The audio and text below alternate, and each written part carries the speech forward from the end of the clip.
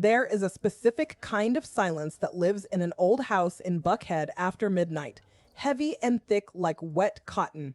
But last Tuesday, the silence was lying to me. I was sitting at the mahogany table looking at the man I loved, and I didn't know him at all. You know that feeling when the air pressure drops right before a storm? That static electricity that makes the hair on your arm stand up? The room smelled of lemon polish and sharp bay rum, a scent he hadn't worn since the 90s, and it made me nauseous. I was finishing dinner. Desmond had just pushed his plate away, leaving a half-eaten slice of peach cobbler turning to syrup. The air conditioning unit was rattling, that sad rhythmic thump whir that sounds like a heartbeat dying. He just sat there, staring at the centerpiece of dying magnolias. I asked him if he wanted coffee, but he didn't answer. He just looked at me with eyes that were empty, like a library after the lights go out. He finally cleared his throat, and the sound was so loud in that quiet room it made me jump. He said, "Winona, I think I need to start sleeping in the guest wing. I just need to breathe." I remember thinking, breathe. We have 7,000 square feet of house, darling. If you can't breathe in here, the problem is your lungs, not the room. But I didn't say that. I sat there gripping the edge of the table until my knuckles turned the color of old parchment. I wanted to scream, to throw that heavy crystal Waterford pitcher right at his head, but I just sat there. That man has a talent for making the truth sound like a lie, and for a second I actually felt guilty. I felt like I had done something to crowd him, and it took me back to 1982, to our wedding reception. I was laughing, head thrown back, and Desmond looked at me like I was the only thing in the world. We thought love was enough to armor you against the rot that sets in on a foundation. I looked at him sitting across from me, 42 years later, and I realized that version of Desmond was dead. Or maybe he never existed. I told myself I was overthinking, that he was just going through a midlife crisis at 70. My heart was hammering so hard against my ribs I thought it might crack a bone. He stood up, smoothing that ugly navy tie with the little ducks on it, and said, "Don't wait up." He walked out of the dining room, leaving me alone with the smell of stale cobbler and that ghostly scent of bay rum. I sat there for an hour just listening to the house settle, listening to the wood groan. I went to the guest wing door, but couldn't go in. I just watched him leave our bedroom with his pillow. And for the first time in 4 decades, I realized I didn't know where that man went at night. The door clicked shut, and that heavy, suffocating silence rushed back in, filling the room like rising water. You know that feeling? It's so quiet you can hear the dust settling on the mahogany table. I stood there for a long time, looking at the empty hallway where he'd just disappeared. The air still held that ghost of bay rum cologne, mixing with the musty, sweet smell of the decaying magnolias outside the window. It made my stomach turn. For the next 3 days, our house turned into a stage set for a play I didn't want to be in. We were just actors, moving around each other, reciting lines that didn't mean anything anymore. Wednesday, Thursday, Friday. He'd leave at 8 in the morning in that beige Lexus, looking sharp in his suits, and he'd walk back through the front door at 6 on the dot. Not 6:05, not 5:55, 6 precise. But the moment he crossed the threshold, he'd make a beeline for the master bath. He'd turn that water on so hot I could hear the pipes groaning in the walls. One evening, I went in there to get a bottle of aspirin from the cabinet. I was nursing a headache the size of Texas, and the smell stopped me cold. It wasn't the expensive cedar and sandalwood soap he's kept in the basket since the 90s. It was Old Spice, the original red stuff, the kind he swore he'd never wear again after a bad experience at a conference in 94. It was thick, pungent, and it smelled entirely other. I looked at the towel hanging on the rack, still damp from his shower. I picked it up, and my brain just froze. It didn't smell like our detergent. It smelled like our detergent. It smelled like industrial lye. Like the detergent at a cheap laundromat. I dropped it like it was a snake. I just stood there staring at my reflection in the mirror, thinking, "Winona, you are losing your mind." I've archived enough lies to know the scent of one, and that towel was screaming at me. Then came Friday night. He was in the den pretending to watch the news, but he left his phone sitting on the kitchen island.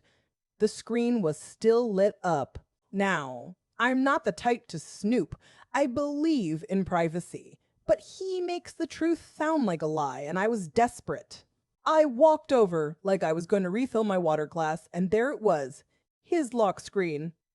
It was a selfie, but not the kind of stiff, awkward photo he takes for LinkedIn. He was on a boat. The water behind him was a choppy, muddy brown that looked exactly like Lake Lanier. The sun was glaring off the lens, and he was smiling. Actually smiling. He hasn't smiled at me like that since the Bush administration. But the thing that made the blood drain out of my face was the contradiction. Desmond has spent 42 years telling me he hates boats. He says they are holes in the water you throw money into. So who was he on a boat with? And when? That question kept me up all night. I was laying there listening to the AC unit click on and off, trying to piece together a puzzle I didn't have all the pieces for. Around 3 in the morning, I remembered the security feed. We had those old cameras installed in the hallway a few years ago. After the neighbor's house got broken into, I grabbed my iPad, logged into the app, and pulled up the footage from Thursday morning. The timestamp was cruel, 5:12 a.m. I watched the grainy black and white video, my heart hammering against my ribs. There he was. He wasn't in his pajamas. He was fully dressed in a navy polo and khakis. He wasn't carrying a gym bag. He was just leaving, grabbing his keys off the hook and slipping out the door like a thief in the night. He told me he was going to the gym early that day. He told me he needed to get his steps in. But looking at that screen, seeing him rush out into the dark while I was still asleep, I realized something that made me sick to my stomach. He wasn't going to work early. The timestamp on the security feed was 5 a.m. and his office doesn't open until 9. By the time Friday evening rolled around, I was vibrating on a frequency that only dogs could hear. I had spent the entire day sitting in the den, staring at that security footage on loop, watching him walk out the door at 5:12 a.m. 5:12 a.m. on the dot. He moved with a purpose that man hasn't used in this house since the Carter administration.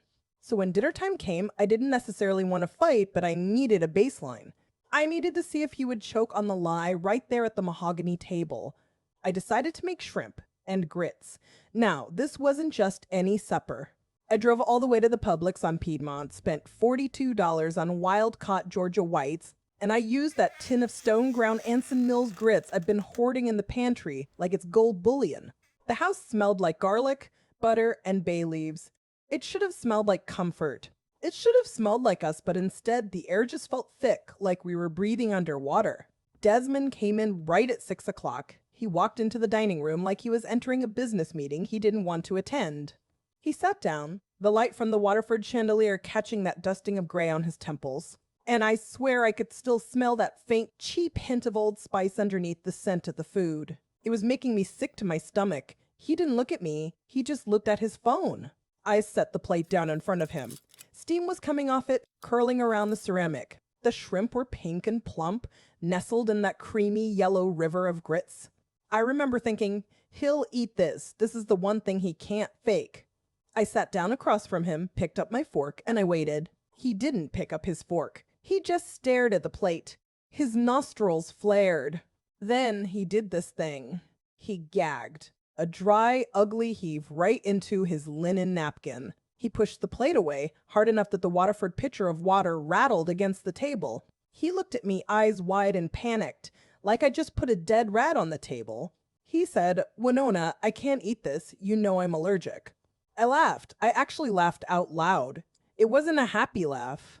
It was brittle, sharp, and scared. I said, "Allergic? To what? Happiness?"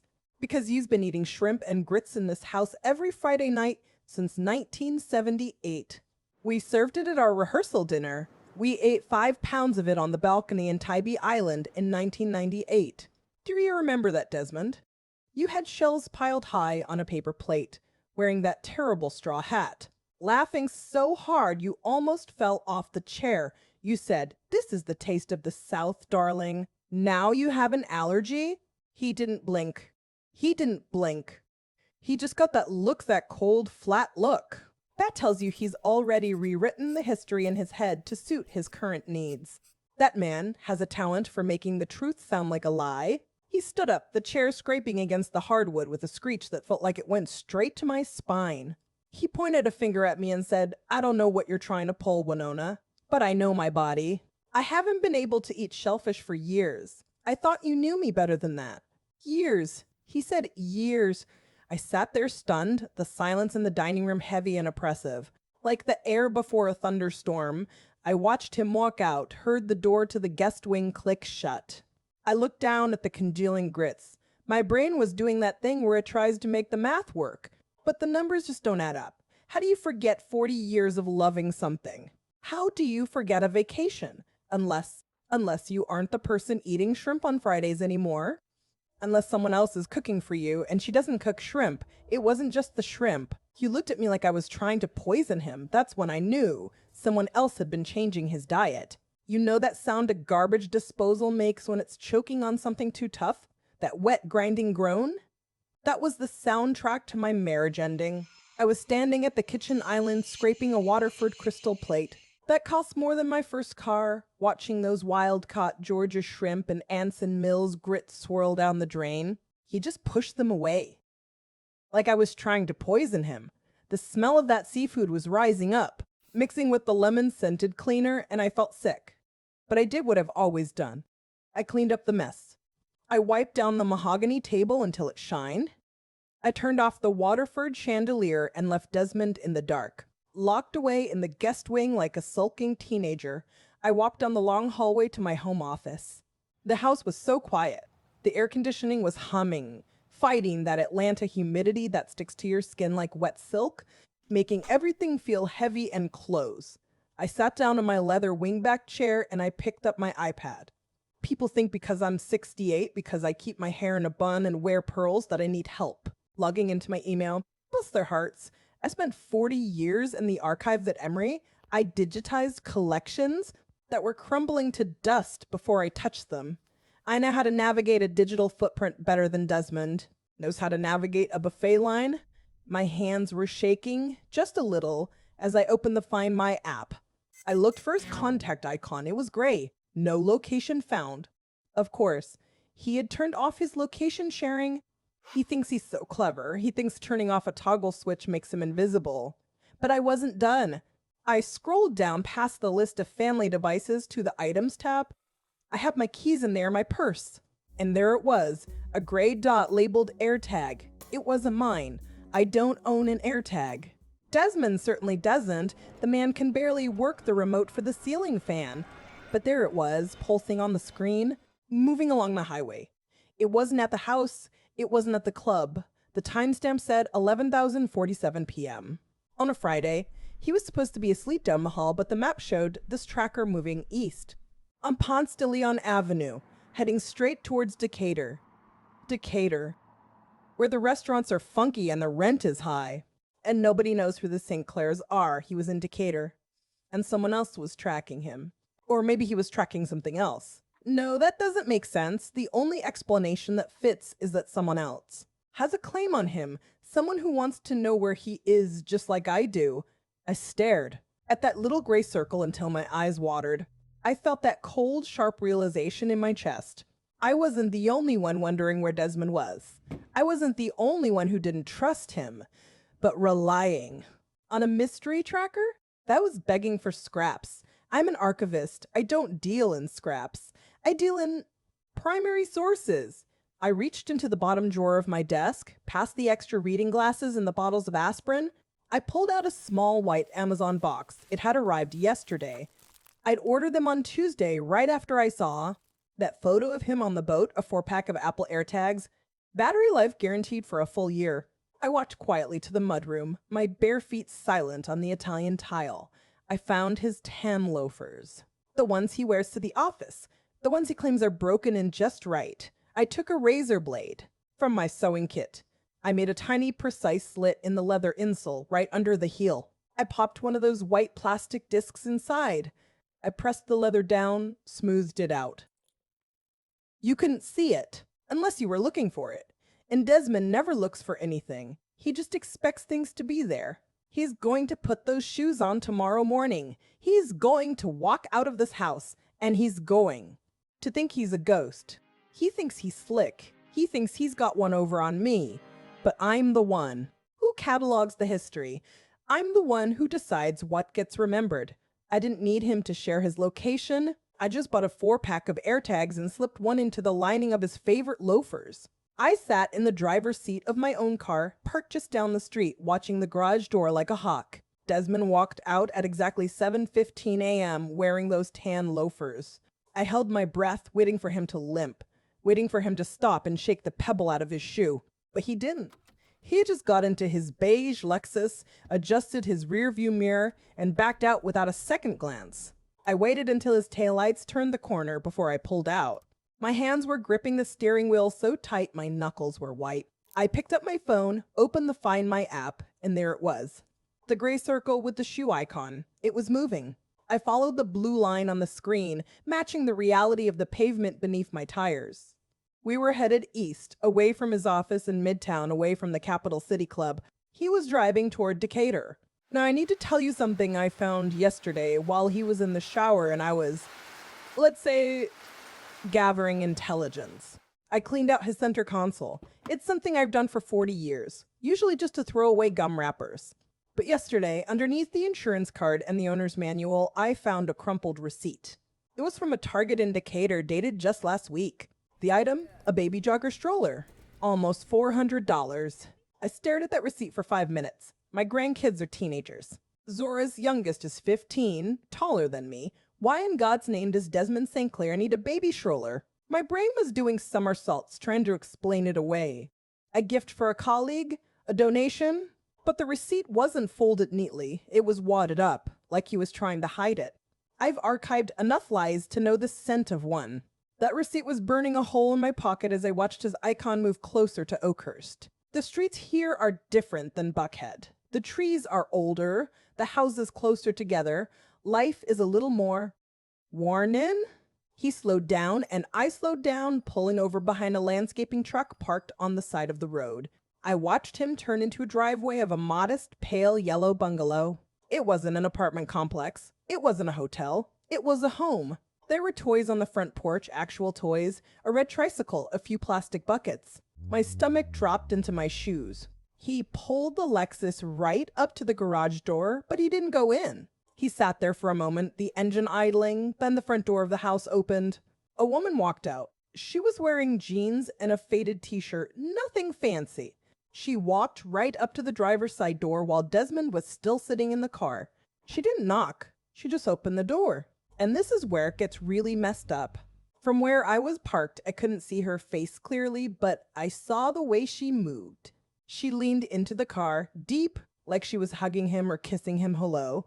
Then she stood back, and I saw her reach in and touch his face.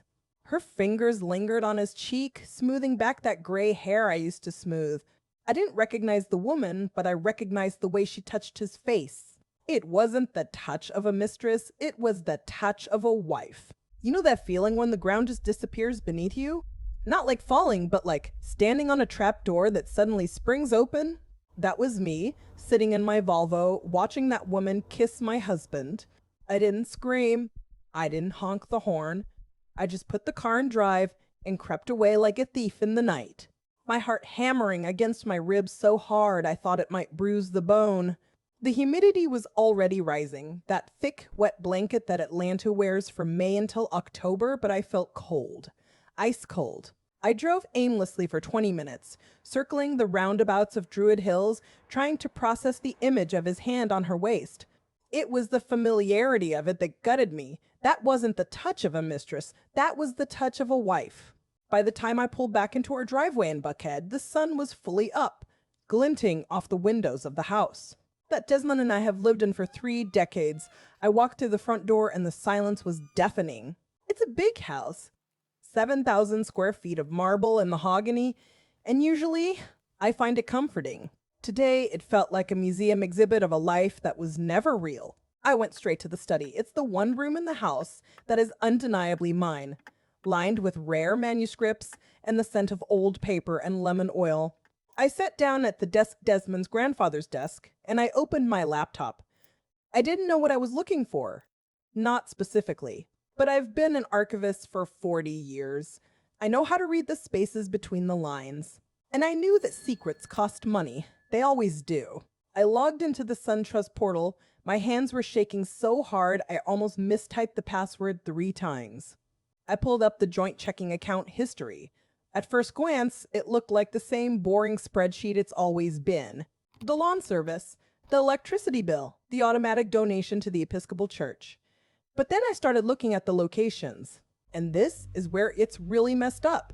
Why were there charges from a Publix on Scott Boulevard? Cuts to Cature. We live in Buckhead. We have a Publix 2 miles away.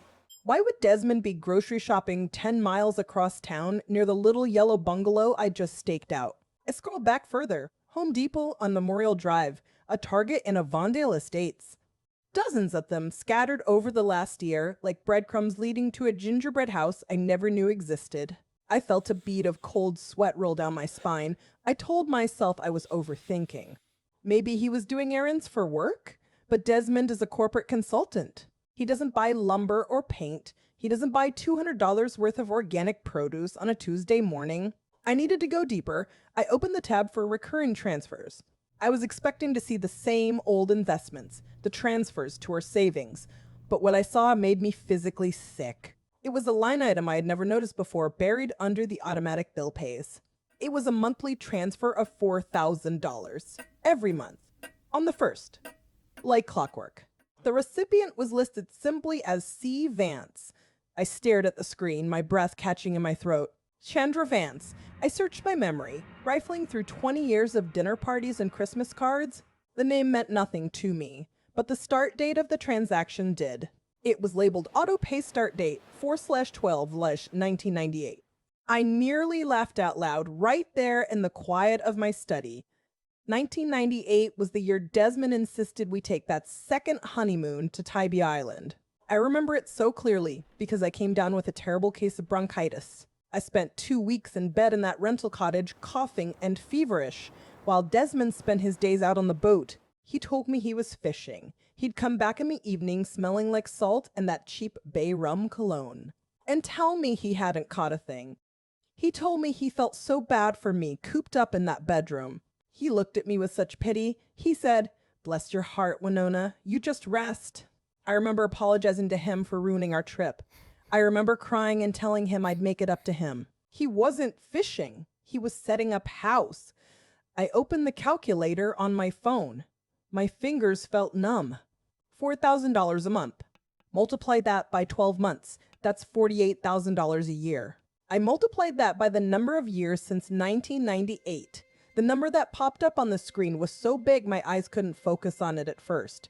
Over $1.2 million. $1.2 million.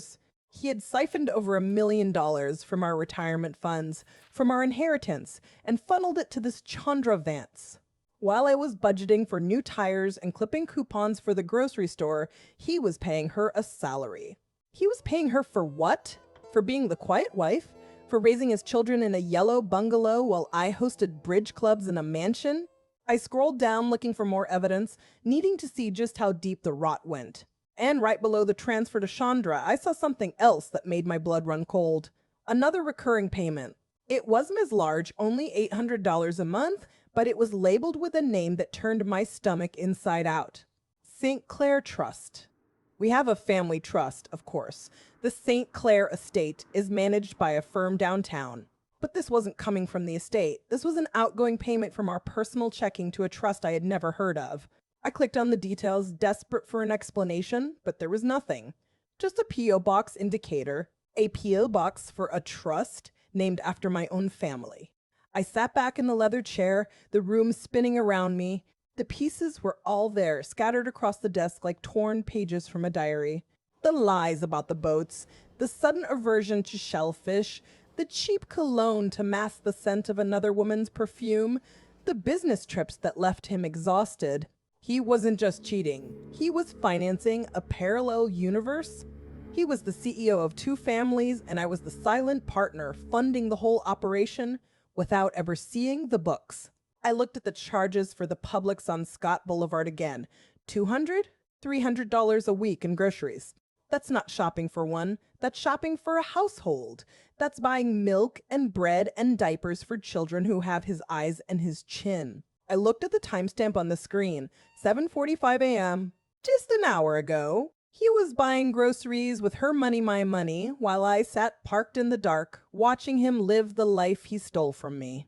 I felt something break inside me. It wasn't my heart, it was the pity, it was the love. It was the woman who apologized for ruining a vacation because she was sick. She was gone. In her place was a woman who had been archived for too long, dusted off and ready to burn it all down. He paid her rent. He paid her utilities. He was supporting a whole other household on our retirement fund. I sat back in the leather chair, the room spinning around me. The phone rang at exactly 10:15 a.m. The sound cut through the silence of the study like a chainsaw, making me jump in my leather chair. I looked at the screen flashing on the mahogany desk. It was Zora, my baby, the one person in this entire sordid mess who still believed in fairy tales. I stared at it for 3 rings, my heart hammering, before I finally swiped to answer. Her voice was thin, worried, trembling like when she was 6 years old. She fell off her pony at the stables. She said, "Mom, Dad canceled our weekly lunch." He didn't just reschedule, he canceled. He said he had a client emergency. He never cancels on me. Is he okay? Is he sick? I looked down at the SunTrust Bank statement spread out in front of me. I saw the line items from last month. A transfer to St. Clair Trust on the 1st. A payment to Georgia Power at an address on Oakhurst Avenue. Another transfer to C-Bands for $2,000 just last Tuesday. I did the math on the calculator again, my fingers trembling. Over $1.2 million gone. That wasn't a client emergency, that was a lifestyle choice. I wanted to scream. I wanted to tell her he was a liar funding a secret family. But I looked at the picture of Zora on the desk, the one from her graduation. I just couldn't be the one to shatter her world into a million jagged pieces. So I did it. I told the first lie of my life to my daughter. I heard my voice come out smooth and calm like I was discussing the weather. "Oh, Zora, honey, bless your heart. Daddy is just swamped. You know how the firm gets this time of year. He's just working hard." I felt the shame rise in my throat, hot and acidic, tasting like old pennies. I told myself I was protecting her. I told myself I was waiting for the right moment. But as I sat there looking at the receipts from the Target and Avondale estates, the diapers, the baby formula, the $400 stroller, I knew I was just a coward who couldn't face the fact that my marriage was a forgery. Zora let out a breath and said, "I knew it. I'll just text him to tell him I love him. Thanks, Mom." We talked for another 40 minutes about hydrangeas, eggs, and the humidity. I archived every word, thinking of Chandra Vance in the yellow bungalow, the one who was spending my retirement money on Pampers. I remembered the trip to Tybee Island in 1998. He told me he had to work. I sat on the beach alone for 3 days while he worked. I bet that's when he bought that house. I bet that's when he started the St. Clair Trust. That man has a talent for making the truth sound like a lie. It smells like bay rum cologne and betrayal. I looked at the shoes I was going to wear to the funeral of my marriage. I decided I needed to see her face, the other woman. I backed out of the driveway at 10:45 a.m., but it felt like I was leaving my life behind. Zora was in the kitchen, probably scrolling through Instagram, and I had to lie to her again. I looked at my own daughter, the one person I swore I protect, and said, "I'm meeting the bridge club at the Capital City Club." Don't wait up. I'd never played bridge in my life, but I said it with a smile so tight it cracked my foundation. That man has a talent for making the truth sound like a lie, and here I was doing the same thing just to survive. The guilt sat in my stomach like a cold stone, but I swallowed it down. I had work to do. The drive down Ponce de Leon is never fun, but today it felt like purgatory. The heat was already shimmering off the asphalt, that distinct Atlanta soup that sticks to your skin and ruins your hair. I took the Honda Pilot instead of the Lexus. Desmond never drives the Pilot. It smells like my grandson's old soccer cleats and stale Starbucks cups. It felt safer. Anonymous. Not like a car that belongs to the Mrs. Desmond St. Clair of Buckhead. I crossed into Decatur. The vibe changes here. It's not the manicured, arrogant beauty of Buckhead, where the lawns are tended by crews who arrive in unison. It's settled. Trees that actually touch each other. Sidewalks people use. I found Oakhurst Avenue without looking at the GPS. I'd memorize the street number from the Georgia Power Bill, like I was memorizing a scripture verse for Sunday school. I parked 3 houses down, killed the engine. The silence in the car was deafening. Just the ticking of the cooling engine and the steady hum of the cicadas. I was sweating, not just from the heat, but from the adrenaline. My heart was hammering against my ribs like a trapped bird. I told myself I was just looking, just observing, an archivist cataloging the evidence before it gets destroyed. And there it was. The yellow bungalow. It was charming. Damn it, it was charming. It had a porch that wraps around the side, window boxes with petunias that were actually alive and watered. It looked like the kind of place where a happy family lives, not a den of sin, but a home. It made me sick to my stomach to see how much care went into that house. The yard was edged with military precision. That was Desmond's doing. He's obsessed with edging. He hasn't edged our yard in 10 years. I pulled my phone out. My hands were shaking so hard I almost dropped it in the floorboard. I needed to capture this. I needed proof that wasn't just numbers on a screen. I snapped a picture through the windshield focusing on the porch. That's when I saw it. Or rather, them, the toys. They weren't scattered like a tornado hit them. They were placed neatly. There was a blue tricycle parked right near the steps. It looked brand new. The plastic was that bright, shiny blue that hasn't been faded by the sun yet. And sitting right next to the front door, a stroller, a baby jogger. I zoomed in on the photo. It was the same one, the $400 stroller from the Target receipt in Avondale Estates. I bought the same model for Zora 12 years ago, back when she lived in Virginia Highland. But seeing it there, on that porch, in front of that yellow door, it felt like a physical blow. I sat there staring at that screen, my brain doing that thing where it refuses to process the obvious. I was confused, truly confused. Zora's children are 12 and 14. They haven't used a tricycle in a decade. They certainly don't need a stroller. If this was just a mistress, why the baby gear? If this was an affair that started in the 90s, why the brand new stroller? Who were these toys for? You know that feeling when the air conditioning in your car just can't quite fight back the heat? That's how it felt sitting in that Honda Pilot. The sun was beating down on the dashboard, baking the dust motes dancing in the light. Despite the vents blasting full force, I felt sticky, damp, like the humidity of Atlanta was seeping right through the metal doors to get to me. I had been parked across from that yellow bungalow on Oakhurst Avenue for 20 minutes, maybe 30. Time gets funny when you're staring at a front porch, trying to make sense of a Target receipt that doesn't fit the timeline of your life. I kept looking at that stroller.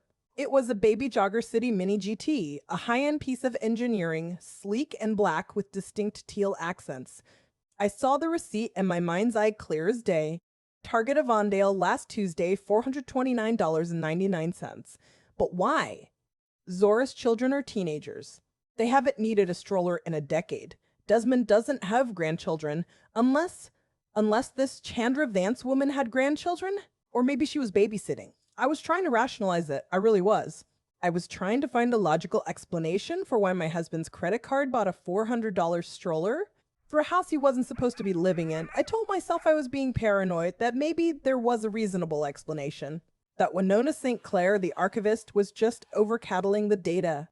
And then the front door opened. I stopped breathing. I actually put my hand over my mouth like I could physically shove the gas back down my throat.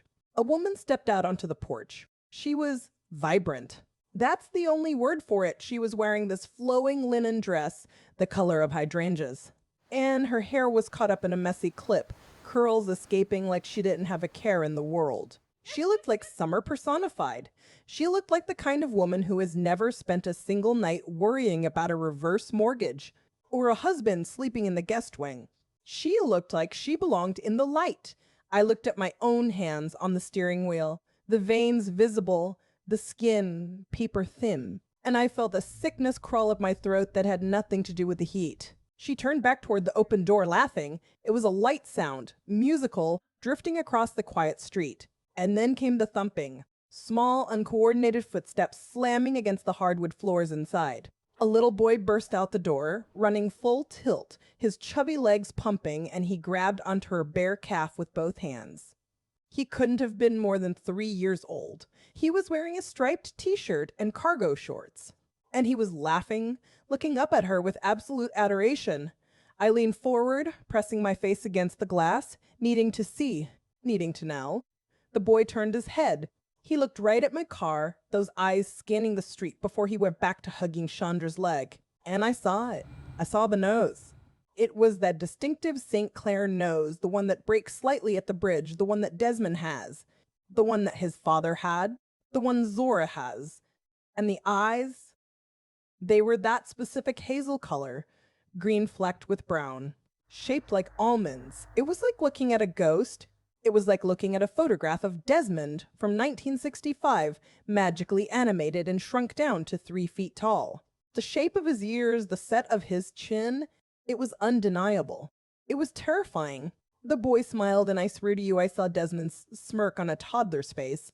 I felt the blood drain from my face so fast my hands went ice cold. The math finally hit me, ugly and brutal. That child was 3. Desmond is 67 now. That meant Desmond was 64 when this boy was born. He was buying diapers and formula and paying for a roof over their heads while I was worrying about his blood pressure and whether we were saving enough for retirement. The nausea hit me then, a wave of bile so sharp I thought I was going to be sick right there on the leather seats. The boy couldn't have been more than 3. Desmond was 67 when that boy was born. I drove back to Buckhead in a daze, my hands gripping the steering wheel so tight the leather left deep, white indentations on my palms. I don't remember the traffic lights on Ponce de Leon, and I certainly don't remember how I got through the connector without crashing. All I could see was that little boy's face. That nose. That St. Clair nose that pops up in every family portrait we have hanging in the hallway, stretching back to the 1800s. It was like looking at a ghost, a tiny living ghost wearing cargo shorts. I walked into the house and the silence hit me like a physical weight. It was oppressive, a heavy, damp blanket of quiet that smells of lemon polish and old paper. I went straight to the study. I didn't bother taking off my coat. I just sat down at the mahogany desk where Desmond pays the bills, or used to before he started funneling our retirement into a bungalow in Oakhurst. The air conditioning was humming that low, steady thrum that usually puts me to sleep. Today it sounded like a countdown timer. I opened my laptop. The screen glared back at me, harsh and blue, illuminating the dust motes dancing in the air. My fingers were shaking, not from fear, but from this cold, brittle anger that was spreading through my chest like ice water. I needed proof. You have to understand, I've spent my entire life in the archives. I know how people lie. I've read letters that say, "I love you forever," when the author is really saying, "I am using you until I am done." But paper doesn't lie. Paper remembers. I navigated to the Fulton County Superior Court Clerk's website. You know the one. It looks like it hasn't been updated since Windows 95, which is fitting, I suppose. It's ugly, it's clunky, and it is brutally honest. It is the public record, and the public record does not care about your feelings. I typed in Desmond St. Clair. I hit enter. The page loaded, slowly. I saw our property records, the deed to the Buckhead house, the reverse mortgage documents that made my stomach turn, but nothing else. No liens, no judgments, no other marriage licenses. He was clean. Of course he was. That man has a talent for making the truth sound like a lie, and he apparently has a talent for making a lie look like the truth. I sat back in the leather chair. It squeaked. A sudden sharp noise in the quiet room. I told myself I was overthinking. I was just a jealous old woman chasing shadows. But then I looked at the photo of Zora on the desk, and I thought about that money. Over $1 million. You don't spend $1 million on a secret hobby. You spend it on a life. I went back to the search bar. I backspaced until Desmond was gone. I hesitated. My heart was doing this weird flutter thing, like a moth trapped in a jar. I typed Vance. Just Vance. Too many results. Thousands of them. Atlanta is full of Vances. I narrowed the search parameters. Marriage license. 1998. I held my breath. Do you know that feeling when you're about to sneeze and it just won't come? That pressure behind your eyes. It was like that. And then, there it was. I had to squint at the pixelated text. Application for marriage license. Groom Desmond Elliott St. Clair, bride Chandra Renee Vance. I felt like I'd swallowed a spoonful of broken glass. The date was May 12, 1998. May 12, 1998. Do you know where I was on May 12th, 1998? I was at home. I was probably packing Zora's lunch for a field trip to the zoo. I remember that week distinctly because Desmond told me he had to go to Savannah for a continuing education seminar for 3 days. He said he was staying at the Marriott on the river. He came back with sand in his shoes and a sunburn. He looked me in the eye and said, "Winona, honey, you know how boring those legal seminars are." I didn't have the sense God gave a goose. I just wanted to come home. He wasn't at a seminar. He was at the Fulton County Courthouse. He was signing a legal document binding himself to another woman while wearing the ring I gave him. I clicked the link. The image popped up. It was a scan of the actual document. The paper was a little creased, the ink a bit faded, but there it was, his signature. That distinctive loopy D he used to sign checks with. And next to it, her signature, Chandra. It looked like handwriting practice, neat and perfect. There were witness signatures, a license number, a filing date. It was all there in black and white. It wasn't just a fling. It wasn't just a mistress and a love child. This was an institution. He built a structure.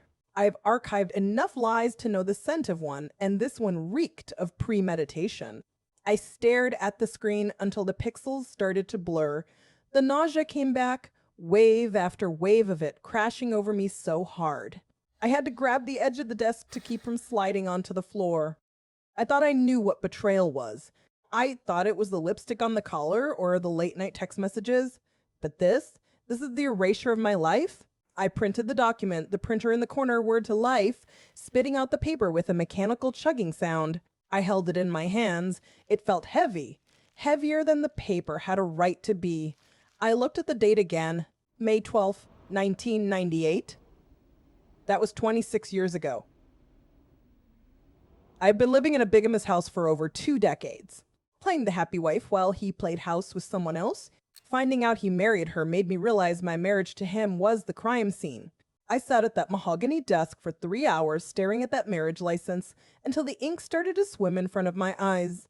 May 12th, 1998. The day I was hosting the Junior League Spring Gala, thinking my husband was stuck in traffic on I-85. He was actually pledging his life to another woman in a courthouse in Savannah. That piece of paper proves he's a liar and a bigamist, bless his heart. But in the state of Georgia, and in the court of Winona St. Clair's opinion, paper can be forged, and clerks can be fooled. I needed something that couldn't argue. I needed blood. I needed to know if that little boy with the St. Clair chin was really carrying my husband's DNA, or if God was playing a cruel joke on my eyesight. You know that feeling when you're an archivist and you just need the source material? I needed the source. I couldn't very well drive over to Oakhurst and ask the mistress for a cheek swab and snatching a sippy cup off the porch. Seemed a bit too dramatic even for me. Then I remembered Tuesday morning. Desmond had been sitting in the sunroom reading the Wall Street Journal, drinking his coffee out of that white ceramic mug with the Capital City Club crest. He hates that mug. He says the handle is too thin, but he used it anyway. When he finished, he didn't put it in the dishwasher. I watched him walk to the back door, open it, and toss the cup into the outdoor recycling bin. I told myself I was overthinking. I wasn't. It was 2 p.m. The Atlantis sun was beating down on the driveway like a hammer. I walked outside, and the humidity hit me in the face, thick, wet, smelling of asphalt and gardenias. It was oppressive, a heavy blanket that makes it hard to breathe. I lifted the lid of the recycling bin. The smell was distinct. Sour milk, old soda cans, and the metallic tang of aluminum. It was foul. Here I am, a woman who has handled 15th century vellum with white cotton gloves, digging through trash like a raccoon. I push aside a pizza box and some flattened Amazon mailers. And there it was, lying on top of a stack of newspapers. The white mug. I grabbed it with a paper towel I brought from the kitchen, careful not to touch the rim. Inside, there was a dried brown ring of coffee and a crust of saliva. That was it. That was the proof. I wrapped it up, shoved it into a sterile plastic bag, and went back inside to wash my hands for 5 minutes with scalding water. I went to the 23andMe website, created a fake profile under the name John Doe. I know, not original, and paid the $199. For the expedited shipping, that man has a talent for making the truth sound like a lie. But DNA doesn't lie. DNA just sits there and waits to catch you. For 2 days, I waited. Every time my phone buzzed, my heart jumped. I watched Desmond move around the house, living his double life completely unaware that his genetic code was currently traveling through the U.S. Postal Service. Finally, last night, the email hit my inbox at midnight. The subject line read, "Your DNA results are ready." My hands were shaking so hard I almost dropped my phone. I clicked the link. I expected to see a blank map, maybe some distant relatives in Europe. But no. Right there under DNA relatives was a high confidence match. It linked directly to the Vance family account. The relationship listed was first cousin. Now, you might wonder how that makes sense, but think about it. That sample, Desmond's sample, was matching to the toddler's mother's family tree. The system thought it was looking at a cousin, but I knew what it really was. It was a father. It was a son. The biological bridge was undeniable. The math was absolute. The boy was his son.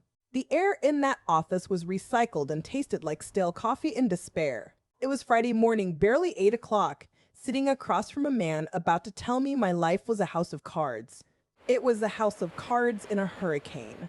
His name was Arthur Harwell, Esquire, and he had eyes like a flounder, flat, gray, and impossible to read. I had spent my entire career in the archives at Emory, surrounded by dust and silence and things that were dead and gone. But this was different. This was the present moment rotting right in front of me. I slid the DNA results across his mahogany desk. It was a printout of the email, the one that said first cousin but meant son. Next to it, I placed the marriage license from Fulton County, 1998, May 12th. The same month, Desmond claimed he was at a banking seminar in Savannah. Harwell didn't blink. He just adjusted his glasses, thick black frames, and started tapping on his keyboard. Click, click, click. The sound was rhythmic, like a clock ticking down my sanity. "Mrs. St. Clair," he said, finally looking up, "this is catastrophic, legally speaking. Bigamy is a felony in Georgia, but that doesn't help us with the civil side of things. Did you and Desmond sign a prenuptial agreement before your marriage in '76? I let out a laugh, but it wasn't a happy laugh. It sounded like a dry branch snapping in winter. "Mr. Harwell," I said, smoothing the fabric of my skirt, "we didn't have a prenup. We had a Methodist minister and a reception at the Piedmont Driving Club. We had love. Or at least I thought we did. We certainly didn't have lawyers. I felt foolish, I tell you, just plain stupid. I've archived enough lies to know the scent of one, but I never sniffed this one out. I was too busy polishing the silver." He nodded slowly and turned his monitor toward me. The screen was filled with spreadsheets, red lines, and numbers that made my stomach turn. "Georgia is an equitable distribution state," he explained, his voice low and soothing, like he was talking to a spooked horse. "But equitable doesn't mean equal, and it certainly doesn't mean fair. It means the judge looks at what's there and tries to split it. The problem, Winona, may I call you Winona, is that there isn't anything left. Desmond hasn't just been unfaithful, he's been liquidating you." He pointed to a line item near the bottom of the screen. "Reverse mortgage, equity line of credit, default status." The words swam in front of my eyes. "Do you know what this is?" he asked. "I know what the words mean," I whispered. My throat felt like I had swallowed a handful of that Old Spice soap Desmond likes so much. "I just can't believe I'm reading them on my own house." "He took out a reverse mortgage 3 years ago," Harwell said, his finger tracing the debt. "It was over $800,000. He stopped making the interest payments 6 months ago. The bank has initiated foreclosure proceedings. The house on West Pieces Ferry, the house your father built. It's collateral. And Winona, look at where the money went." He pulled up a new document. A wire transfer, a massive lump sum paid to a title company in Decatur for a property on Oakhurst Avenue. That's when the shellfish thing hit me. I know it seems strange, the way a mind works when it's breaking. I was staring at the financial ruin of my family, a number representing my entire inheritance funneled to that woman, Chandra. And all I could think about was shrimp. For 40 years, Desmond loved shellfish. We ate oysters at the Oceanaire. We boiled shrimp in the backyard. He devoured my crab cakes like a starving man. But about 5 years ago, he started claiming he'd developed an allergy. He said he couldn't eat it anymore, that his throat would close up. He said, "Winona, you're trying to kill me." I remember looking at him across the dining room table, seeing the fear in his eyes, or what I thought was fear. I stopped cooking shrimp. I stopped buying crab cakes.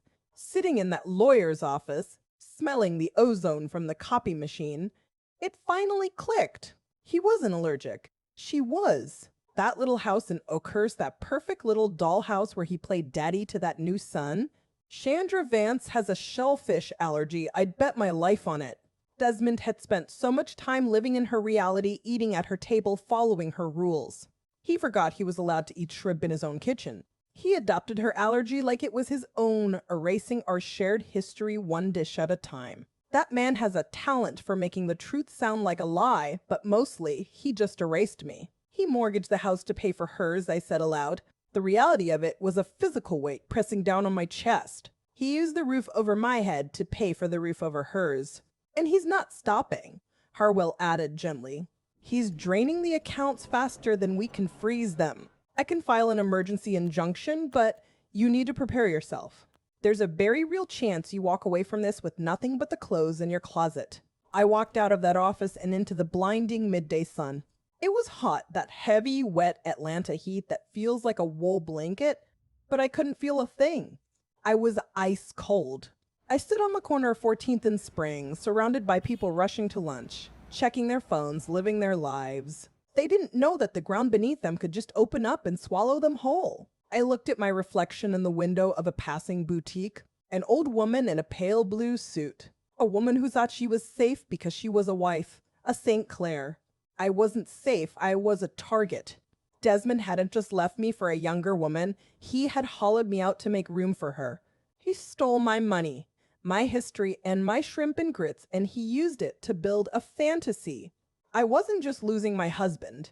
I was about to lose the roof over my head because he needed to pay for a life that didn't belong to me. I don't remember the drive back to West Paces Ferry. One minute, I was standing on the corner of 14th and Spring, feeling like a homeless woman in my own designer clothes. And the next, I was pulling into the garage, the engine idling because I couldn't bring myself to turn the key, and faced the silence inside. The automatic door was grinding shut behind me, that heavy metal groan. That usually signaled safety, but today it just sounded like a cage clanking shut. I walked into the kitchen. It was noon. The sun was blazing through the bay windows, hitting the Italian marble islands so hard. It was almost blinding. It felt obscene. The house was so clean, so still, so perfectly staged for a life that didn't exist anymore. I stood there for a moment just listening. The refrigerator hummed. The grandfather clock in the foyer ticked, and then I went to work. I didn't scream, I didn't throw a vase. I am an archivist, remember? I deal in preservation, in organization, in making sense of chaos. So I treated this like a collection that had been misfiled. I went to my study, grabbed the dossier I'd made the 23andMe printout, the SunTrust statements, the copy of the marriage license from Fulton County, and I brought it all to the kitchen. I laid it out on the island. On the island, methodically, precisely, I smoothed out the creases with the palm of my hand, just like I used to smooth out the parchment maps in the rare manuscripts room. I put the DNA results front and center. That email from 23andMe, timestamped 10,004 a.m. this morning. Subject line, your DNA results are ready. Underneath that, the bank statements showing the $1.2 million siphoned to the St. Clair Trust. And at the bottom, the photo of that yellow bungalow in Oakhurst. I sat down on one of the bar stools. My leather bag was on the floor next to me. I looked at the door. I knew that sound. The heavy clunk of the Lexus engine cutting off. The squeak of the garage door opening. He was home. He wasn't supposed to be here. He usually works until 6, maybe stops by the Capital City Club for a drink. But I suppose the universe was done doing me favors. He came in through the mudroom whistling. He was actually whistling. It was a low, tuneless sound, something I haven't heard in 20 years. He walked into the kitchen carrying his leather briefcase, looking like the respectable senior partner at a law firm. He had on that navy blue suit, the one I bought him for Zora's graduation, and a tie that cost more than my first car. He stopped dead when he saw me. He looked at the paper spread across the marble. He looked at me. The blood drained out of his face so fast it looked like he'd seen a ghost. Maybe he had. He saw the ghost of the wife he used to have before he decided to hollow me out and sell the parts. "Winona," he said. His voice cracked, just a little. You're home early. Is everything okay? I didn't blink. I just pointed a manicured finger at the document on top of the stack. I know about the DNA, Desmond. I said it so quietly. I know about the boy. I know about Chandra. He stared at the paper. He saw the first cousin match. He saw the Vance family name. He saw the bank transfer logs for the diapers and the formula and the Georgia Power bill on Oakhurst Avenue. His mouth opened and closed like a fish gasping for air on a dock. He looked back at me, and for a second I saw genuine terror. Not the terror of a man caught in a lie, but the terror of a predator who realizes the prey has turned around. And gotten a gun. Winona, please, he stammered, stepping forward, reaching out a hand. I can explain. It's complicated. You don't understand the pressure I've been under. I stood up. The stool screeched against the floor. Don't you dare touch me, I said. The ice in my voice surprised even me. I have archived enough lies to know the scent of one, Desmond, and you are reeking of it. You didn't just cheat. You built a whole infrastructure around it. You stole my inheritance to fund a nursery. You took out a reverse mortgage on this roof to buy that woman a life. He looked at the table again, his eyes darting from the bank statement to the marriage license. The enormity of it was weighing on him. He realized he wasn't just dealing with a sad housewife anymore. He was dealing with a woman who had the receipts. He slumped. The arrogance evaporated, leaving behind a shriveled, pathetic old man. He walked over to the island and just stared at the paper. He didn't look at me. He couldn't. He just sat down on the stool opposite me, put his head in his hands, and rubbed his temples like he had a headache. But it wasn't a headache. It was the reality of his world collapsing. I watched him. I waited for the denial. I waited for him to tell me I was crazy, that it was a misunderstanding, that I was misinterpreting the data. That's what gaslighters do, right? They make you question your own sanity. But he didn't say that. He couldn't. The math was absolute. The DNA was absolute. The money trail was absolute. He knew he was caught.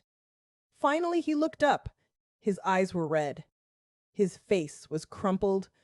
He looked defeated. Guilty. But he didn't look sorry for what he did to me. He looked sorry that he got caught. That man has a talent for making the truth sound like a lie, but in that moment, the silence was the loudest thing I've ever heard. He didn't deny it. He didn't apologize. He just sat down, put his head in his hands, and said, "You weren't supposed to find out like this." You know that sound a man makes when the floor finally drops out from under him? It isn't a scream. It's not a shout. It's this wet, rattling breath, like a dying engine trying to turn over. That's the sound coming out of Desmond right then. He's sitting on my bar stool, the one with the leather seat that's starting to crack, and he's got his head in his hands. The granite countertop is cold, I know, but he looked even colder.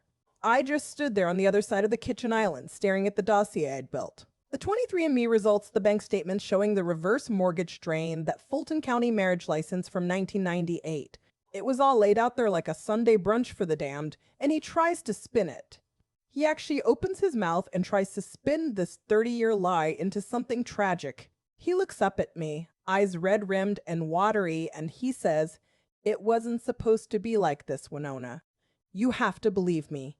That man has a talent for making the truth sound like a lie, but here he was doing the exact opposite. He starts telling me this story, this pitiful, desperate yarn.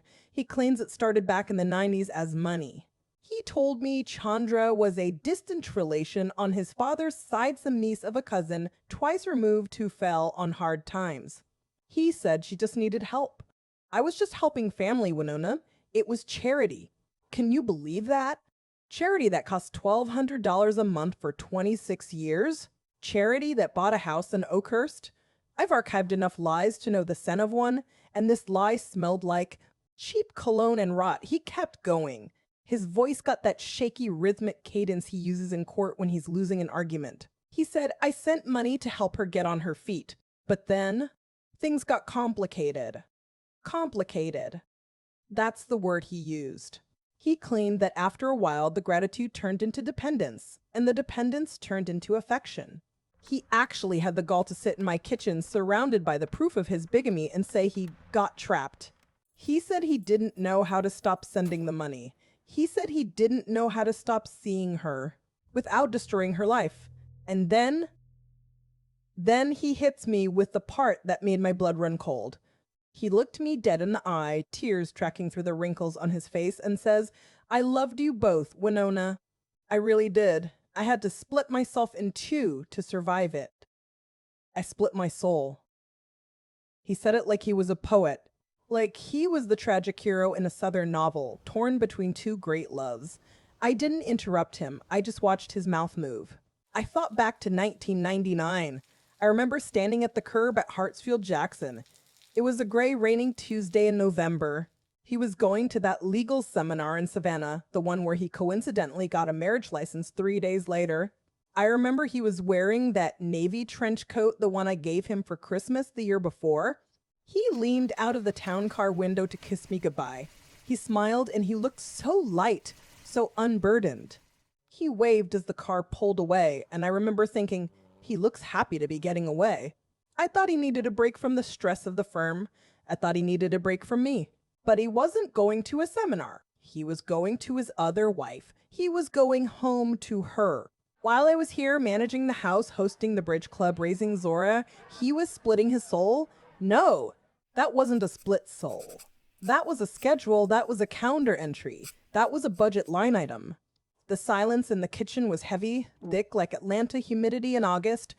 The only sound was the low hum of the Sub-Zero refrigerator and the rhythmic ticking of the grandfather clock in the hallway. Tick-tock, tick-tock, tock. 30 years of my life ticking away while he wrote checks to a ghost. I looked at the bank statement again. The wire transfer to the title company indicator the Georgia power bill for the Oakhurst address. Every single dollar he sent to her was a dollar he stole from our retirement. A dollar he stole from Zora's inheritance. A dollar he stole from the life we built. He looked at me, waiting for absolution. He was waiting for me to cry or to scream or to ask him why. He wanted the drama so he could play the martyr. But I didn't give it to him. I didn't have the sense God gave a goose, but I wasn't about to give him the satisfaction of my grief. Not anymore. I looked at his hands, those soft, pale hands that hadn't held a shovel or a wrench in 30 years. I looked at the gray hairs on his temples and the way his mouth hung open, waiting for forgiveness. And I felt it. Not sadness. Not the hollow ache I felt in the driveway. It was something else. It was hot and sharp and iron tasting. It was fury. Pure, unadulterated fury. Split his soul? I told him. My voice didn't even shake. You didn't split anything, Desmond. You stole from me to pay for her. I left him there. I just walked out of that kitchen and left him standing there in his expensive suit, looking like a confused child. I didn't take the keys to the Lexus. I took the Honda Pilot. I needed the bulk of it. I needed to feel like I was driving a tank, not some sedan built for comfort and easy turns. It was just after 1 o'clock on a Friday and the sun over Buckhead was high enough to bleach the color right out of the sky. I got onto the interstate and headed east toward Decatur. My hands were gripping the steering wheel so tight the leather was creaking. A rhythmic sound that matched the thumping in my chest. You know that feeling when you're driving somewhere you don't want to go, but your foot just gets heavier on the gas? That was me. I wasn't going there to fight. I wasn't going there to pull hair or scream like a character in a daytime drama. I was going there to see the truth. I needed to archive the reality of her face, to see if she was a co-conspirator or just another crime scene Desmond left behind. The traffic on the connector was gridlocked, a sea of brake lights and exhaust, giving me too much time to think. I kept seeing that bank statement, the line items showing thousands of dollars draining away to support a life I didn't know existed. He called it love. He called it complicated. But as I watched the skyline of Atlanta recede in the rearview mirror, I knew what it was. It was theft. It was a calculated, decades-long extraction of resources. I took the exit for Decatur, winding down the streets until I hit the Oakhurst neighborhood. It's pretty here, older homes with big trees. The kind of place where people sit on their porches in the evening. I found the street. There it was, the yellow bungalow. Up close, it looked smaller than it did on my phone screen. The paint was peeling a bit near the gutters. That manicured lawn I'd seen a few days ago? It looked different now. It looked neglected. The grass was slightly too long. The blue tricycle was overturned on the walkway like it had been kicked in a rage, and the plastic buckets were scattered across the porch. It wasn't charming anymore. It looked like debris. I parked the car and sat there for a minute. The air conditioner was blasting, but I was sweating. I was about to knock on the door of the woman who had been sleeping with my husband for 26 years. I expected to feel rage. I expected to feel hatred. What I actually felt was a profound, sickening curiosity. I got out of the car. The heat hit me like a wet blanket, that heavy Georgia humidity that sticks to your skin and ruins your hair. I walked up the concrete steps. The porch groaned under my weight. I didn't ring the bell. I knocked. 3 sharp, solid raps. I heard footsteps inside, fast, frantic. The door flew open almost immediately, like she was waiting for a delivery. Or maybe an eviction. It was her, Chandra. But she wasn't wearing that hydrangea-colored linen dress I'd seen her in before. She wasn't the vibrant, glowing woman from the surveillance footage. She was in a gray t-shirt and sweatpants, no bra, her hair pulled back in a messy bun. She wasn't wearing any makeup, and her eyes were puffy, rimmed in a deep, painful red. She looked at me, and for a second I saw pure terror. Then confusion. She looked past me, scanning the street, probably looking for his navy blue Lexus. She looked back at me. Her voice wrecked, like she'd been shouting or crying for hours. "Can I help you?" she asked. I saw her hand shaking where it gripped the doorknob. "I'm Winona," I said. I didn't say St. Clair. I didn't say Desmond's wife. I just said my first name. I wanted to see if the name registered without the title. It did. She froze. Her face went pale, the blood draining right out of it. Her hand went to her throat, clutching the neck of her shirt. "The invalid sister," she whispered. My stomach turned over. Invalid sister? I almost laughed. I actually did let out a sharp barking sound. A sound that wasn't a laugh at all. "He told you I was his sister?" I asked. She nodded slowly, tears welling up in her eyes again. "He said you had a breakdown years ago. He said you were in a facility. He said he had to manage your estate. He said that's where the money went, your care." I stared at her. The audacity of it. The sheer unmitigated gall. I stepped forward, not waiting for an invitation, and walked into the hallway. It smelled like old coffee, Pine Sol, cleaner, and desperation. There were cardboard boxes stacked against the wall, moving boxes. "Can I come in?" I asked, though I already was. She didn't stop me. She just closed the door, sealing us in the quiet house. I followed her into the living room. The furniture was nice. Nixer than it should have been on a consultant's salary, but it looked tired. On the coffee table, amidst a scattering of Crayola crayons and a half-finished coloring book, there was a white piece of paper with a black border, a legal document. I picked it up. It was a notice of default and intent to accelerate from Truist Bank. The address matched this house on Oakhurst Avenue. The amount in arrears was staggering. $14,000 past due. And there, at the bottom, a demand for payment in full of the remaining balance. "He didn't pay the mortgage," she said, sinking onto the beige sofa. She looked so small, shrinking into the cushions. "Desmond handles the finances. He said he moved the money into a high-yield trust for our son. He said to protect it from taxes. But I tried to buy groceries this morning at the Publix on Scott Boulevard. The card was declined. Right there at the register, in front of the cashier." I sat down in the armchair opposite her. I looked at this woman, the woman I had spent the last 48 hours hating with a blistering intensity. I looked at the foreclosure notice, the red letter screaming about default. I looked at the coloring book, a page colored in by a small hand. "He told me you were his business partner," I said, my voice sounding calm, distant, like I was reading from a transcript. "A silent partner in a logistics firm. He said the wire transfers were for vendor payments and tax shelters. He said you were a man." She shook her head, a sob catching in her throat. "Logistics? No. He said you were his burden. That he loved you like a brother, but that your mind was gone. We sat there in that yellow house in Decatur, surrounded by moving boxes and the smell of a broken home, while the window unit rattled in the living room window. I looked at her, really looked at her. I saw the same lines of worry around her eyes that I saw in the mirror every morning. I saw the same fear of destitution. She wasn't the villain. She wasn't the other woman who won the prize. She was just the other victim. And then the realization hit me, cold and hard as a marble headstone. The man played us both. He told Chandra I was his invalid sister he had to care for and told me she was a business partner. We sat there in the kitchen of that yellow bungalow, and I want you to understand the atmosphere. It was oppressive. The Georgia heat was pressing against the windows, and the rattling window unit AC was fighting a losing battle. The air smelled of lemon pledge, crayon wax, and desperation. And there between us sat Kofi, the little boy. He was coloring with these worn-down crayons, concentrating so hard his tongue was sticking out just a little bit. I looked at him and I saw Desmond's chin. I saw the St. Clair nose. It was like looking at a ghost from 40 years ago. I reached out and covered his small, sticky hand with mine. He looked up at me and I felt a wash or pity so cold it made me shiver. That baby is innocent in this, but he's the one who's going to pay the price. Chandra was sitting across from me looking like she'd aged a decade in an hour.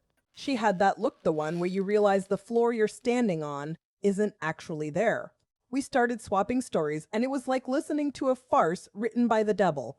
Chandra says to me, her voice trembling, he told me you were his invalid sister. He said you had a degenerative condition and required round-the-clock care in a facility in Savannah. He said the medical bills were why he was always so tight with cash. I had to sit back and take a breath. I said, bless his heart. That man has a talent for making the truth sound like a lie. He told me you were a business partner. He said you were a man named Charles Vance, a developer he was helping out in Decatur.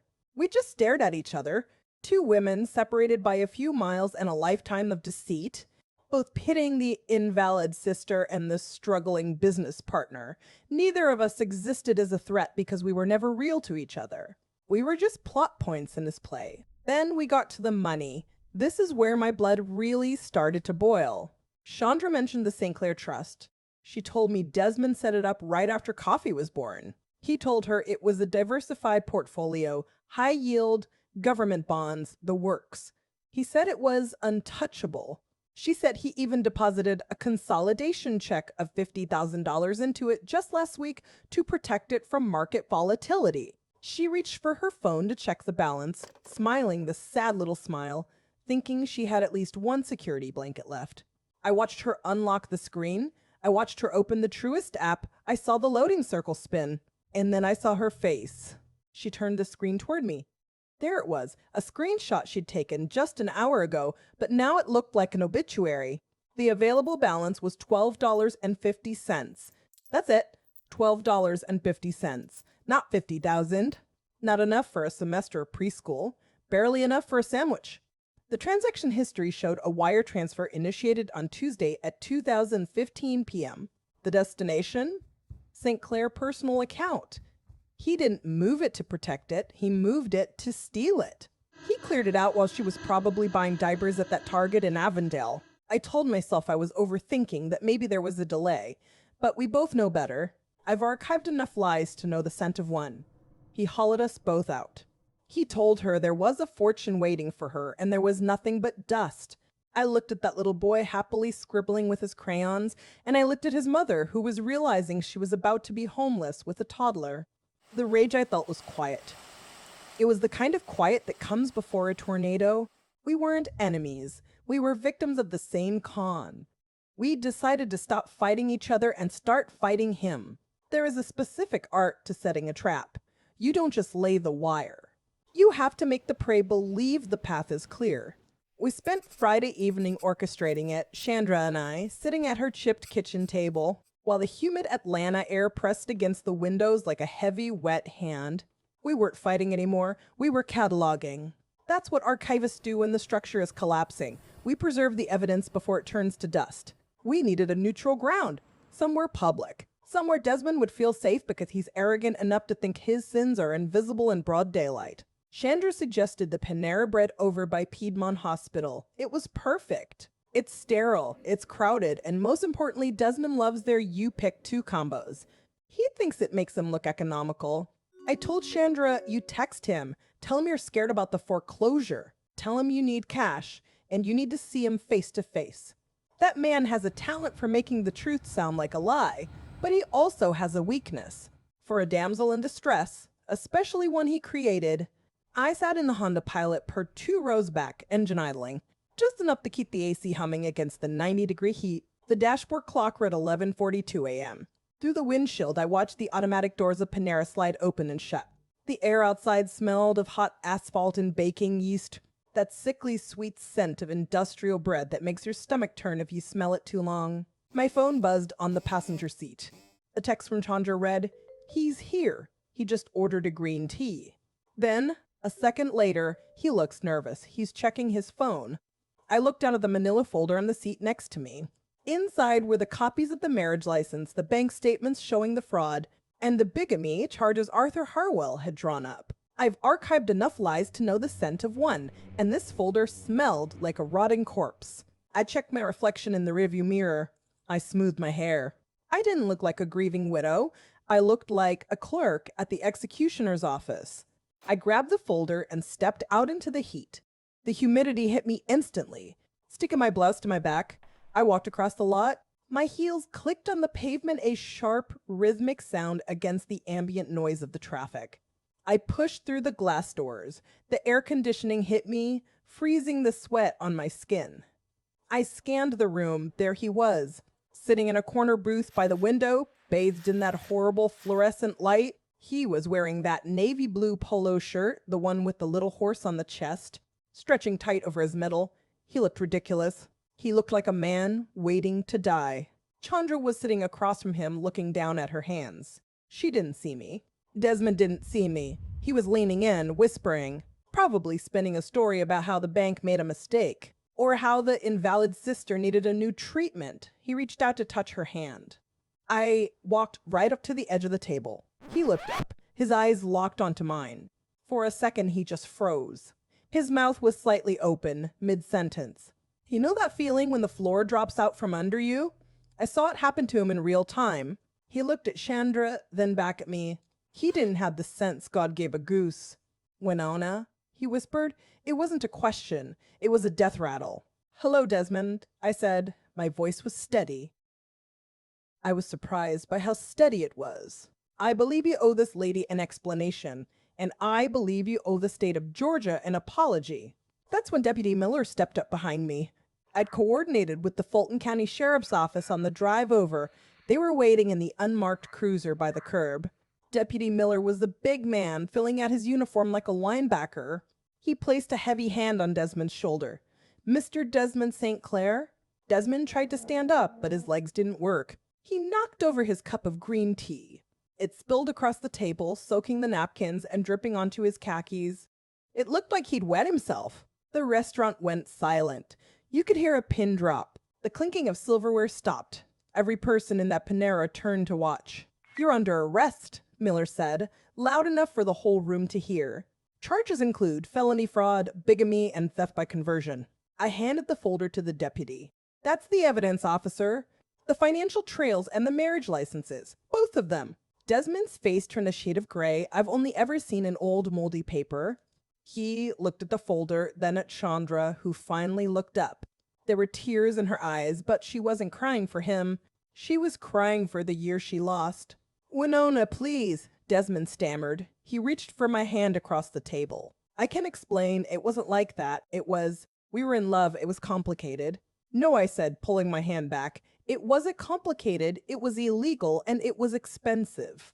They handcuffed him right there at the table. The metal ratcheting sound was the loudest thing I've ever heard. Click, click, click, click. They walked him out through the dining area, past the pastry case and the soup station. He was shuffling, trying to hide his face, but there was nowhere to go. We followed them out into the parking lot. The sun was blinding now. The dash cam on the patrol car was rolling, I knew. Later, I would watch that footage, seeing him led away in handcuffs, head down, while his wife and his other wife stood side by side. On the burning pavement, they shoved him into the back seat of the cruiser. The window was barred. Through the glass, he looked out at us. He didn't look like a lawyer. He didn't look like a patriarch. He looked like a small, frightened man who had run out of road. He didn't say a word.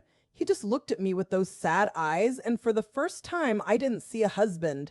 I saw a stranger. Arthur Harwell called me on a Tuesday afternoon to tell me it was finally over. The judge had signed the order. The house on West Pieces Ferry was mine, free and clear of Desmond's fraud. You would think I would feel like popping a bottle of champagne, wouldn't you? That's what they do in the movies, but I didn't feel like celebrating. I felt like I'd been hollowed out with a spoon. The legal battle was uglier than a possum eating a sweet potato. Desmond's lawyer tried to argue that I knew about the reverse mortgage, that I was complicit in the debt to fund some lavish lifestyle we supposedly shared.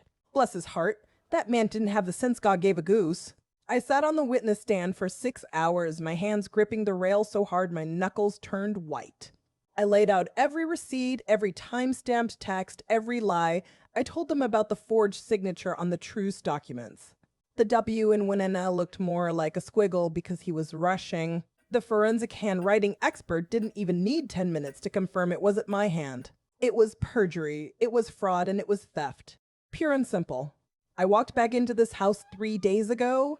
It's a 7,000 square foot mausoleum now.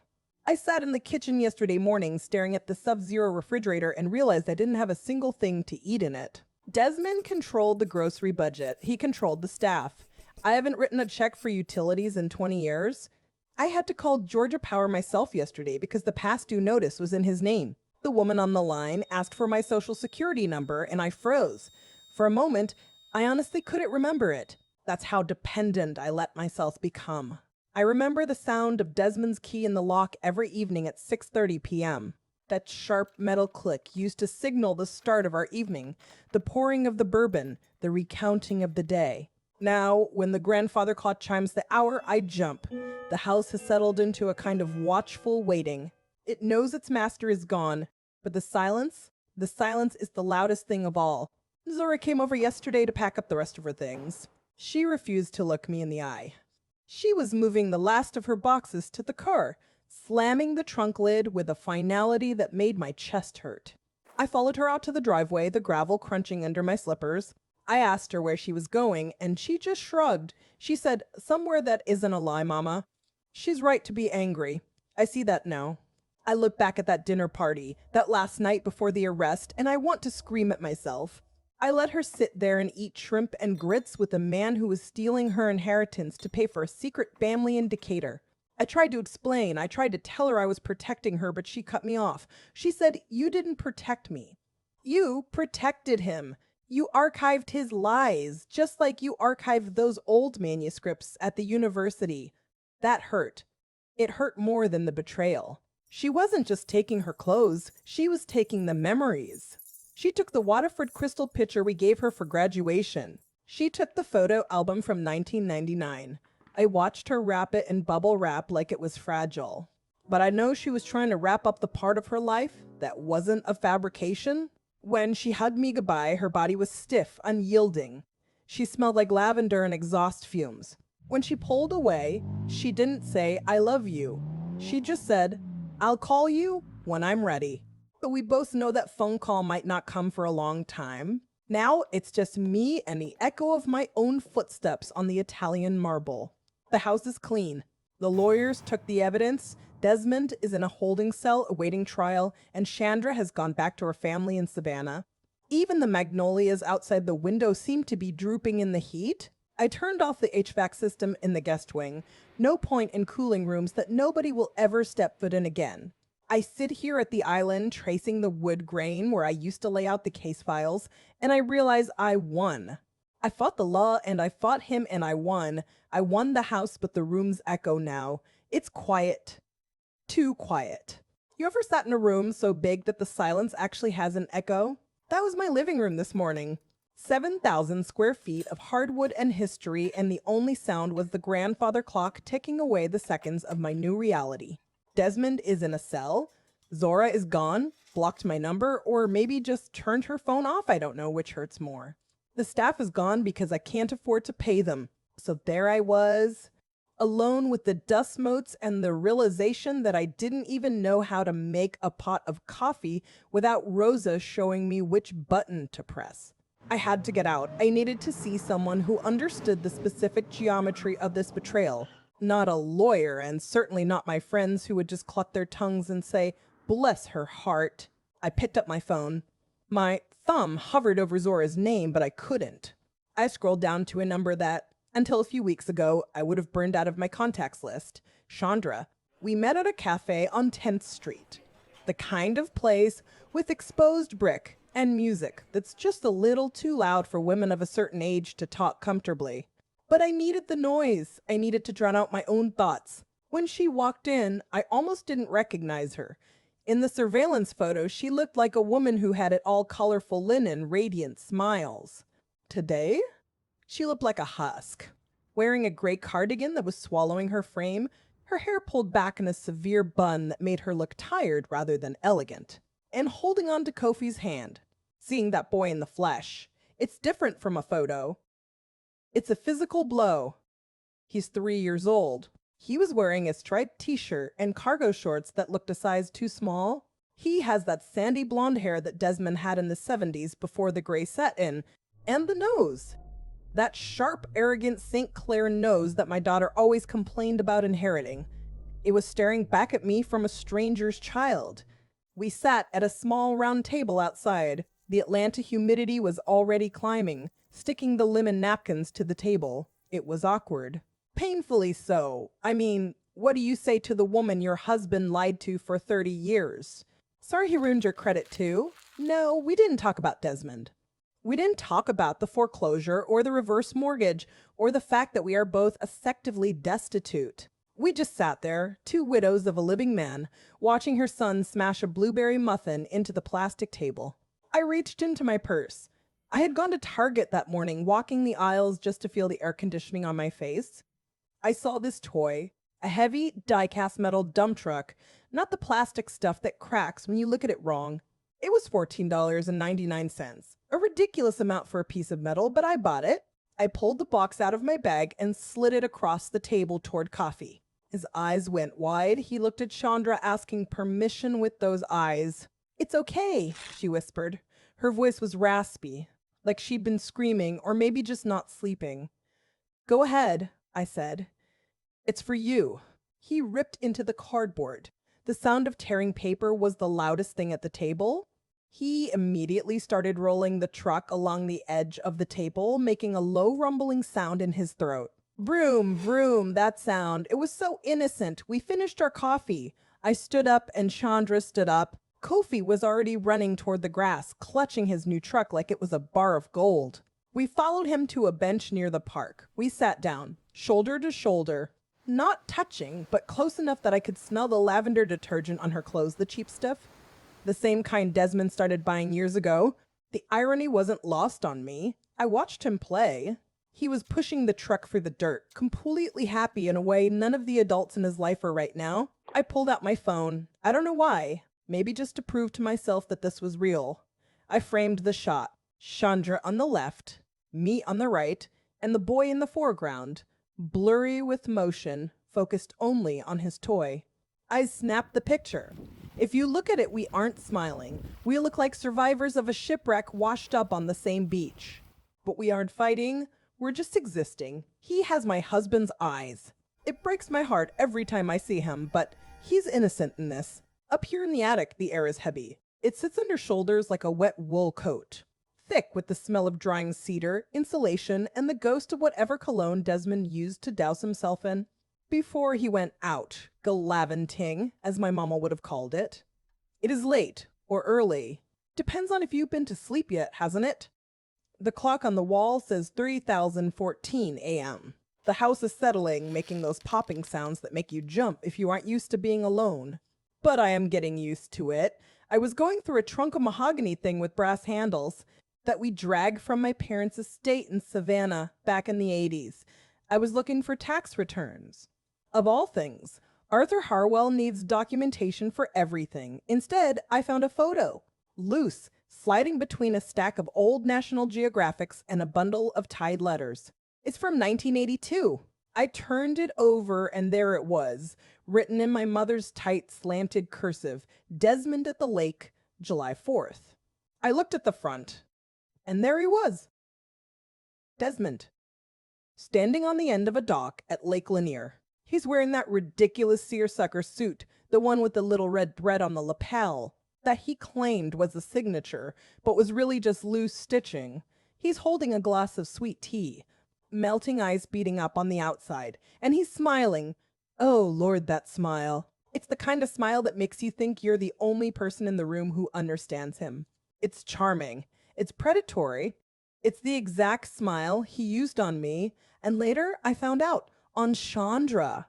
I sat there on the dusty floorboards holding that piece of paper, and I realized something. For 42 years, I acted as the custodian of this image. I curated the Desmond St. collection. I pressed his shirts, I balanced his checkbooks, I archived his excuses. I've spent a lifetime preserving things that weren't real. An archivist knows. You know this if you've ever touched a 100-year-old book. You know that paper is fragile. It decays. But lies are tough. They cling like kudzu. I stood up. My knees popped a sound that makes me feel every year of my 68. I took that photograph downstairs. The den is dark, the furniture shrouded in sheets like ghosts at a party. I walked over to the fireplace. It hasn't been used in years. Desmond complained about the draft. I pulled a log from the basket. I didn't use the electric starter. I wanted to do this the old way. I struck a match. The smell of sulfur hit me, sharp and immediate, cutting through the mustiness of the room. I lit the kindling. I watched the small flames lick at the dry wood. Then I held the photo over the grate. I didn't throw it in. I wanted to watch it go. First the edges browned. Then the heat curled the paper. The lake in the background caught fire first. Then the dock. Then the face. That arrogant, handsome face. I watched his eyes blacken. I watched that smile twist and vanish. It didn't burn fast. It smoldered. Thick gray smoke curled up the chimney. It smelled like burning chemicals, like the cheap plastic of the binder I used to keep the bank statements in. I felt light. I thought I would cry. I thought I'd feel that hollow ache in my chest, the one that's been living there since I found the AirTag in his shoe. But I didn't. I just watched the last piece of ash crumble and fall into the grate. I swept it up this morning. I dumped the ash into the trash can right next to the empty peach cobbler container from yesterday's lunch. People ask me because they do. They love a tragedy. Bless their hearts. People ask me, Winona, where is he now? Well, Desmond is exactly where he needs to be. He's in the Fulton County Jail. He's wearing a jumpsuit the color of a bruised peach, eating food that probably tastes like wet cardboard. He wanted space. Do you remember? He came to me right here in this house, stood in the kitchen with the Italian marble floor, and told me he needed space to think. He said I was crowding him. No, he has 6 by 8 feet of concrete space. He has a stainless steel toilet and a roommate named Bubba who probably didn't graduate from Emory. He has all the silence he could ever want. And the best part, he can't lie to anyone anymore. There's no audience for his performance. And as for the rest of us, she's Zora. She's angry. She's hurt. She sent me a text last week that just said, I need time. I sent her back a heart emoji. That's it. I'm not going to chase her. I chased the man for 40 years who didn't want to be caught. I'm done chasing. She'll come back when she realizes that I was just as much a victim in this charade as she was. Or she won't. Either way, I have to respect her space. And Chandra, the other Mrs. St. Clair, she packed up that yellow bungalow in Oakhurst. She took coffee and went down to Savannah. She always threatened to do when the money got tight. Last I heard, she's working in a bakery on River Street. Kofi, that little boy, he has Desmond's sandy hair, but he has his mother's eyes. He's innocent in all this. I have a feeling my story isn't done with that boy yet. But tonight, it's just me. I'm sitting here in the attic again. The sun is starting to come up. I can see a sliver of light coming through the dormer window, hitting the dust motes. They're dancing. It's peaceful. I don't have the money I thought I had. The reverse mortgage saw to that. We might lose this big, drafty, beautiful house. Arthur says we have a fighting chance, but it's going to be a long road. But for the first time in my life, the quiet in this house doesn't feel like it's waiting to be filled with lies. It feels like a fresh page in a ledger, a new archive. I'm going to make some coffee. I'm going to sit on the back porch and watch the sunrise over the garden. I might even pull a few weeds. Desmond hated it when I gardened, said it ruined my hands. My hands are fine, they're strong. He asked for space. Now he has a cell, and I have the whole world.